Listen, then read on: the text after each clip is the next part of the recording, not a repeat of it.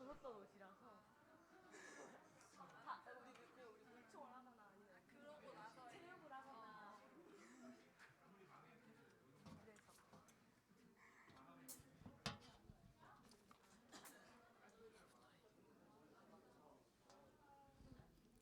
오늘도 고등부 예배 나온 여러분 모두 환영합니다. 저희 일어나서 사도신경으로 예배를 시작하겠습니다.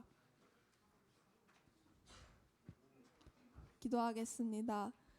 전능하사 천지를 만드신 하나님 아버지를 내가 믿사오며 그 외아들 우리 주 예수 그리스도를 믿사오니 이는 성령으로 잉태하사 동정녀 마리아에게 나시고 본디오 빌라도에게 고난을 받으사 십자가에 못 박혀 죽으시고 장사한 지 사흘 만에 죽은 자 가운데서 다시 살아나시며 하늘에 오르사 전능하신 하나님 우편에 앉아 계시다가 저리로서 산자와 죽은 자를 심판하러 오시리라. 성령을 믿사오며 거룩한 공회와 성도가 서로 교통하는 것과 죄를 사하여 주시는 것과 몸이 다시 사는 것과 영원히 사는 것을 믿사옵나이다. 아멘.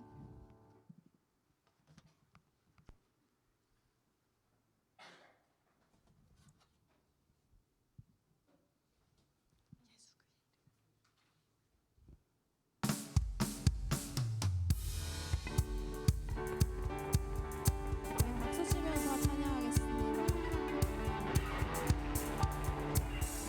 예수 그의 이름으로 나는 사랑을 입었네.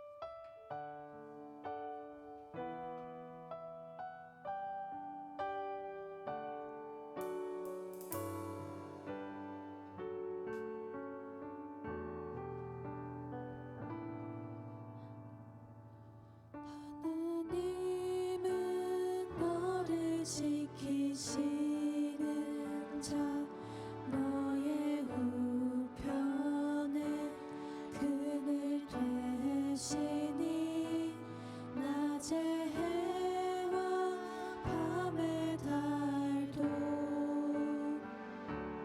너를 잊지 못하리.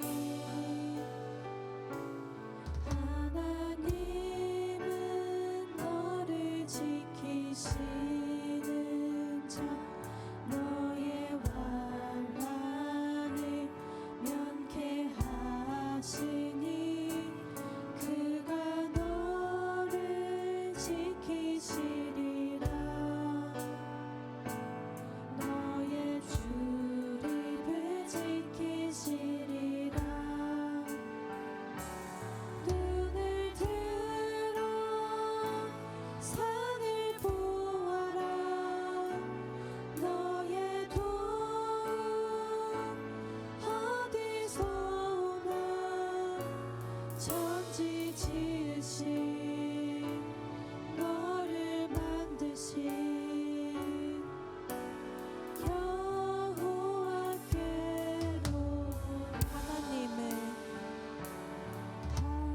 하나님은 너를 지키시는 자, 너의 우편에 그늘 되시니 낮의 해와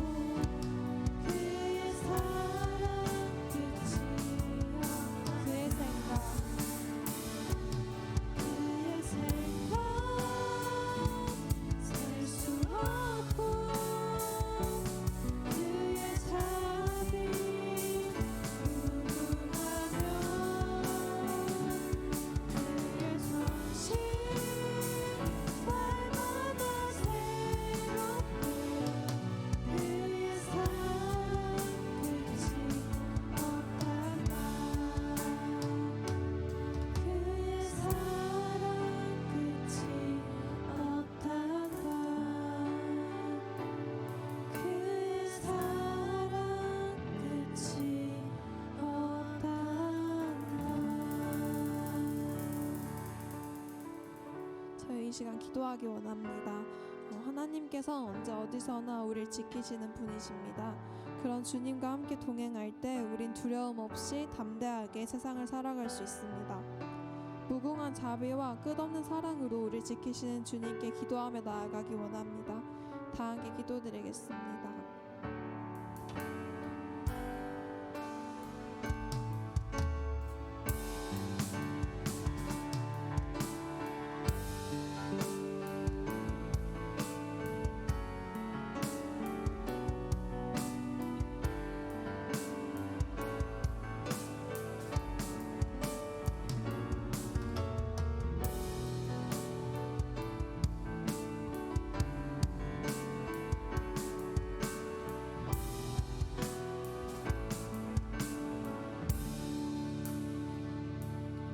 기도드리겠습니다. 사랑이 많으신 하나님 아버지, 오늘도 예배 자리에 모두가 안전히 나올 수 있게 하심에 감사드립니다. 오늘 드리는 이 예배가 모두에게 은혜로운 예배가 될 수 있게 도와주시고, 말씀을 전하시는 전도사님께 지혜를 주셔서 모두가 하나님을 알아가는 시간이 될 수 있도록 도와주세요. 예수님의 이름으로 기도드렸습니다.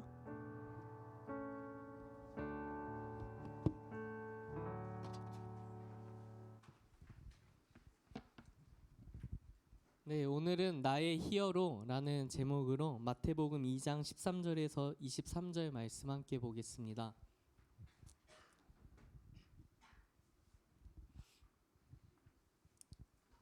네, 신약 성경 2페이지에 있습니다. 다 찾으셨으면 교독하여 봉독하시겠습니다. 그들이 떠난 후에 주의 사자가 요셉에게 현몽하여 이르되 헤롯이 아기를 찾아 죽이려 하니 일어나 아기와 그의 어머니를 데리고 애굽으로 피하여 내가 내게 이르기까지 거기 있으라 하시니,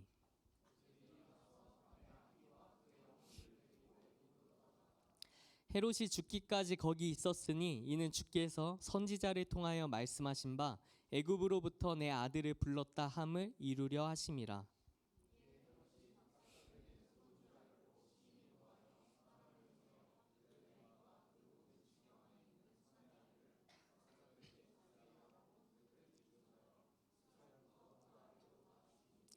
이에 선지자 예레미야를 통하여 말씀하신 바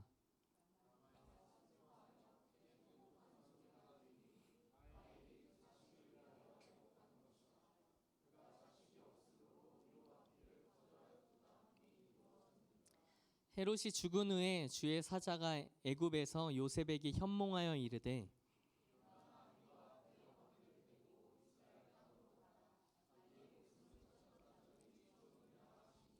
요셉이 일어나 아기와 그의 어머니를 데리고 이스라엘 땅으로 들어가니라.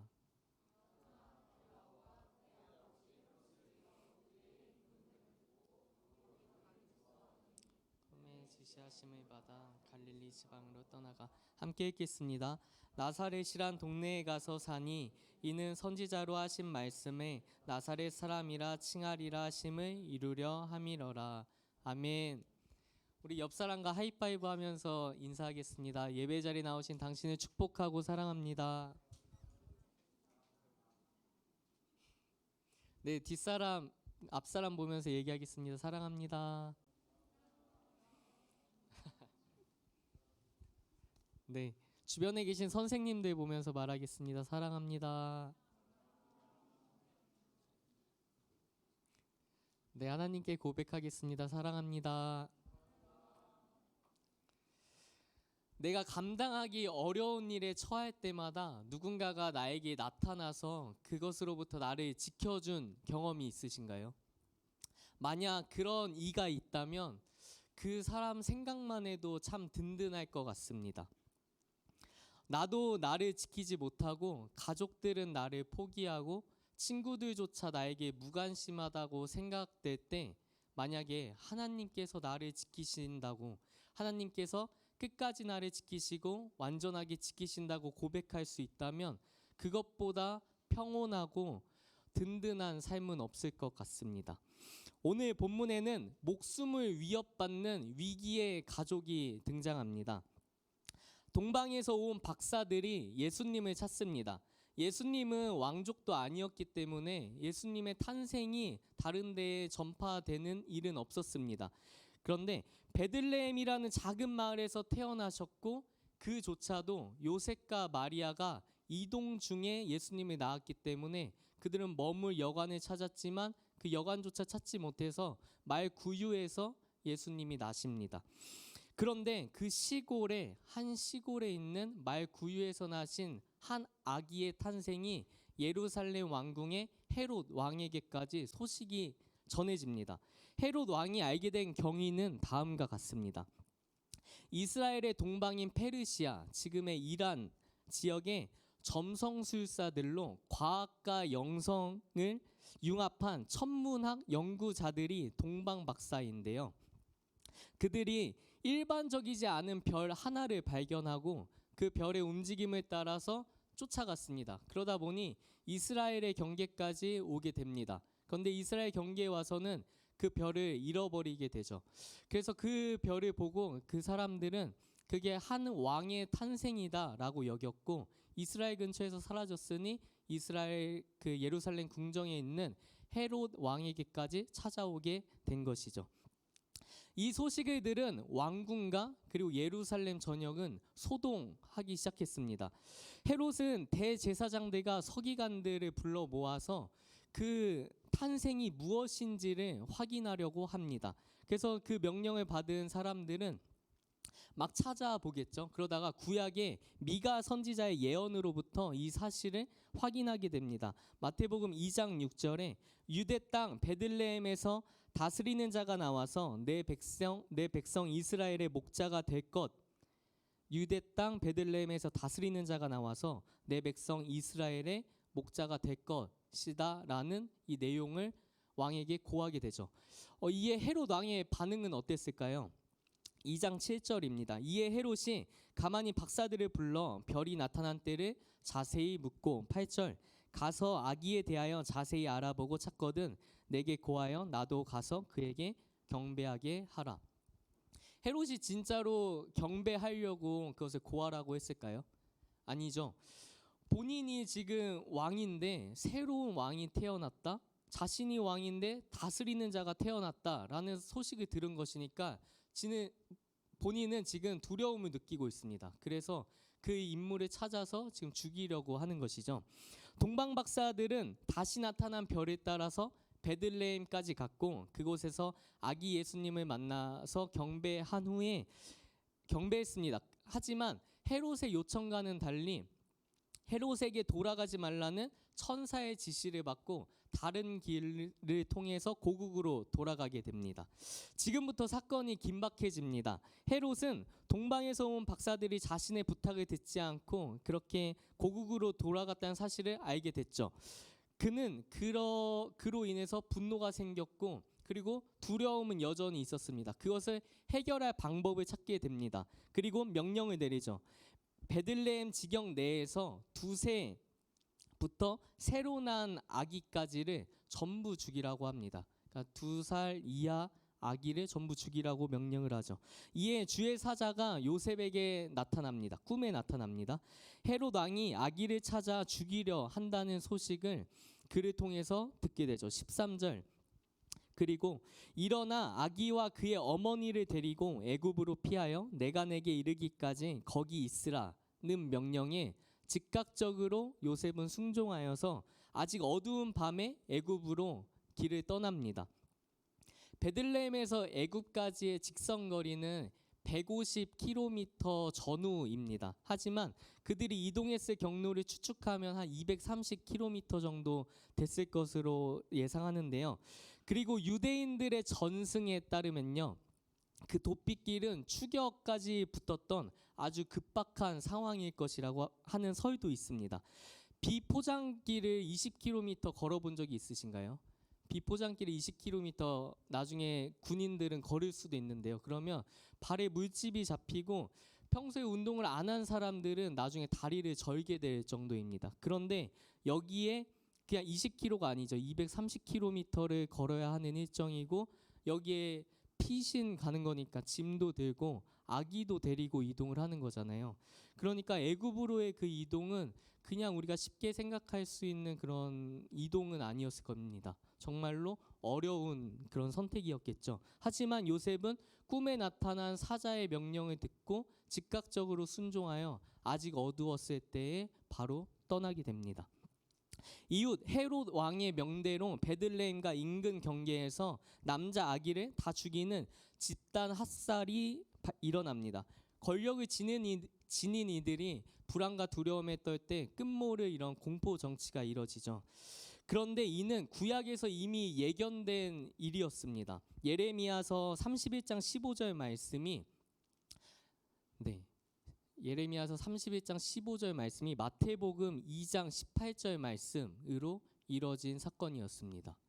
네, 똑같죠. 헤롯이 죽자 주의 사자는 다시 요셉의 꿈에 나타납니다. 아기의 목숨을 찾던 자가 죽었다고 알려주고 다시 이스라엘로 돌아가라고 지시를 하죠. 이에 요셉은 다시 애굽으로부터 이스라엘로 다시 가기 시작합니다. 그런데 헤롯의 아들 아켈라오가 이어 왕이 되었다는 사실을 알게 되고 두려움에 떨게 되죠. 그가 두려워하자 주의 사자는 다시 요셉의 꿈에 나타나서 갈릴리로 가라고 지시를 했고, 요셉은 갈릴리의 정말 작은 그런 고을 같은 곳인 나사렛이란 곳으로 갑니다. 이 역시 이사야서 11장 1절 말씀이 이뤄진 것인데요. 나사렛 사람이라 칭하리라 라는 말씀이 이뤄진 것입니다. 본인은 요셉은 인지조차 하지 못한 그 위협이었는데 예수님께서는 피할 길을 알려주셨죠. 하나님께서 피할 길을 알려주셨고 아기 예수 그리고 그의 가족들을 계속해서 지키셨습니다.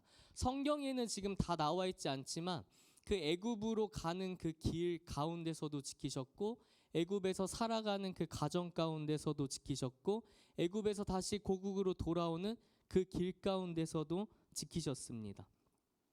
예루살렘 왕궁의 헤롯 왕은 불안과 두려움으로 고군분투하고 있을 때 요셉과 그의 가족들은 하나님의 지켜주심을 경험하고 하나님이 인도하심을 경험하고 하나님께서 격려해 주시는 것을 경험했습니다.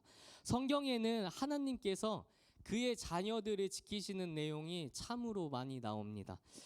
세 개 같이 보려고 하는데요. 시편 121편의 시인은 내가 산을 향하여 눈을 들리라. 나의 도움이 어디서 올까? 그 앞에 산에 무수히 많은 우상들이 있었어요. 솔로몬 때죠. 저희 같이 봤었죠.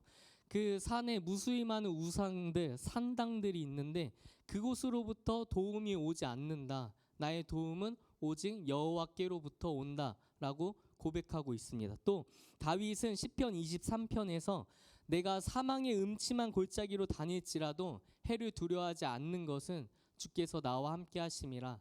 주의 지팡이와 막대기가 나를 아니하시나이다 라고 고백합니다. 그리고 사도행전 28장을 보면요, 다윗의 일화가 하나 나오는데요. 바울의 일화가 하나 나오는데요. 바울은 로마로 호송되던 중에 그 배가 난파되어 멜리데 섬이라는 곳에 잠깐 머무르게 됩니다.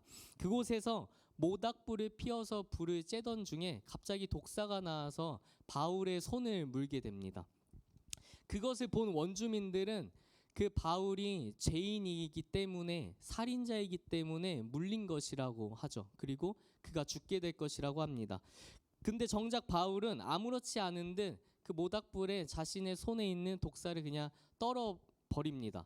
그리고 시간이 얼마 지났지만 아무런 일도 일어나지 않았죠. 그러자 원주민들은 그 바울이 신이다라고 고백하며 오히려 받들기까지 합니다.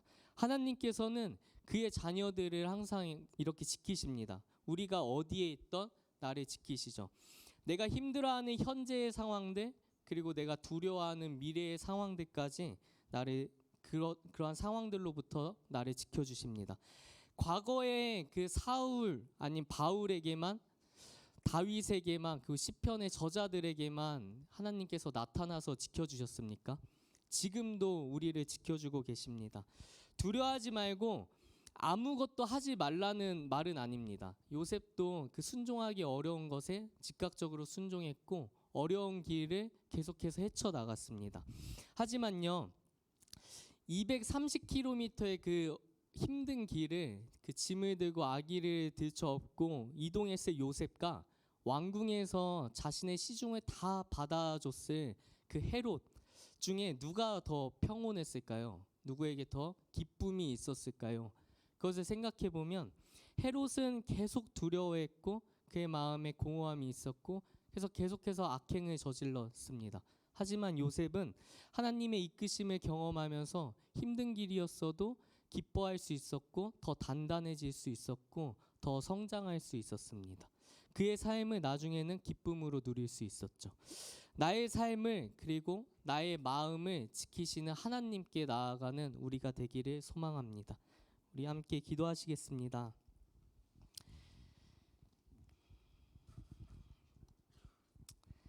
주님 감사합니다.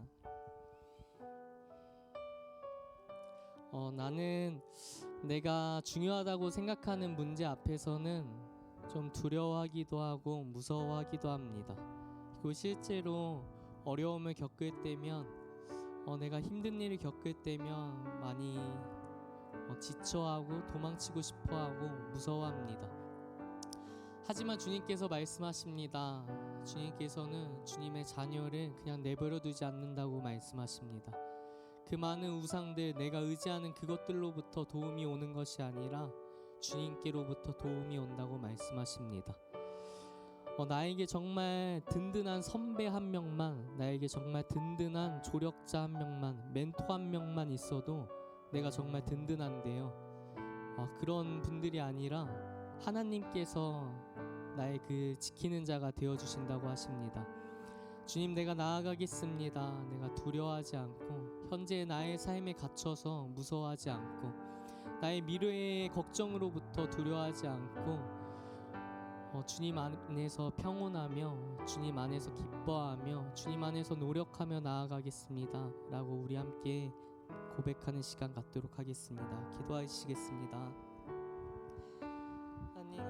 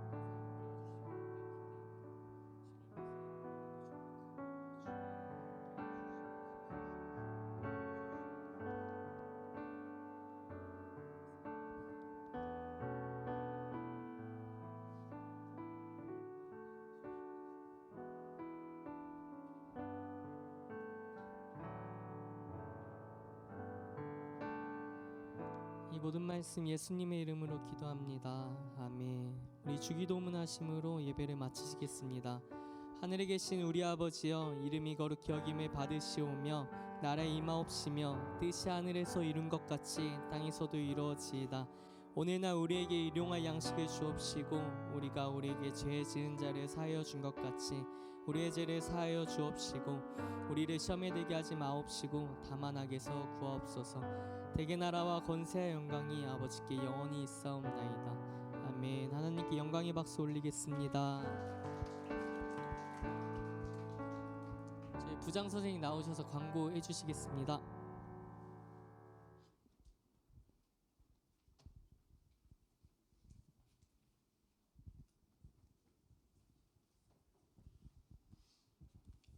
오늘 예배 나온 친구들 주님의 이름으로 환영합니다. 수련회 이제 저기 얼마 안 남았는데요. 그 신청한 친구들 중에서 정식 신청이 아직도 안 된 친구들이 있다고 하더라고요. 정식 신청은 저희 그 동그라미 쳤던 게 아니고요.